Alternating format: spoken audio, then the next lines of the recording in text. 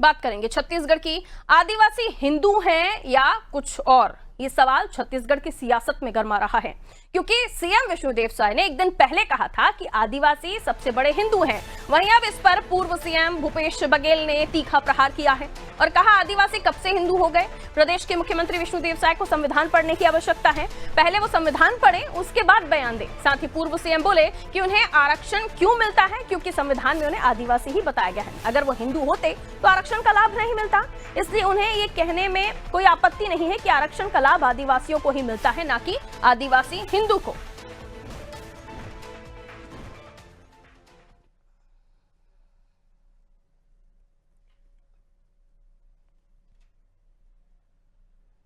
तो आदिवासी हिंदू हैं या कुछ और, ये सियासत का इस वक्त छत्तीसगढ़ में सबसे बड़ा सवाल है। वो इसलिए क्योंकि सीएम विष्णुदेव साय ने कहा कि आदिवासी सबसे बड़े हिंदू हैं, तो इधर से पलटवार हुआ भूपेश बघेल का। उन्होंने कहा आदिवासी कब से हिंदू हो गए। अब इसको लेकर आरोप प्रत्यारोप बहस का दौर शुरू हो गया है। आइए और भी हम समझने की कोशिश करते हैं। हमारे सहयोगी रिया हमारे साथ जुड़ रही हैं, उनसे हम बातचीत करेंगे, उनसे समझने की कोशिश करेंगे कि किस तरह का माहौल छत्तीसगढ़ में देखा जा रहा है। इस बयान के बाद और भी बयानबाजियां शुरू हो गई है रिया, और बताया जा रहा है कि आदिवासी हिंदू हैं या नहीं, इसको लेकर अपनी अपनी टिप्पणियां जो जनप्रतिनिधि हैं, विधायक हैं या फिर प्रवक्ता हैं, वो अपनी तरफ से दे रहे हैं।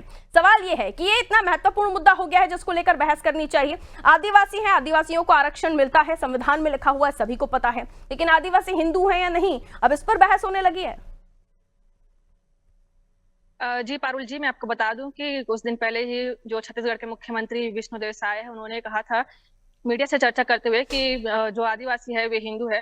तो इसी को लेकर ही आज जो है राजनीति में गरमाई हुई है, और इसे लेकर उप मुख्यमंत्री जो भूपेश बघेल है, उन्होंने मीडिया से चर्चा करते हुए ये भी कहा है, भाजपा सरकार पर निशाना साधते हुए कहा है उन्होंने कि मुख्यमंत्री विष्णुदेव साय को संविधान पढ़ने की आवश्यकता है। वे पहले संविधान पढ़े, उसके बाद वे बयान दे। और इसके बाद से ही जो है राजनीति में बहुत ही हलचल मची हुई है इसे लेकर, क्योंकि संविधान में उन्हें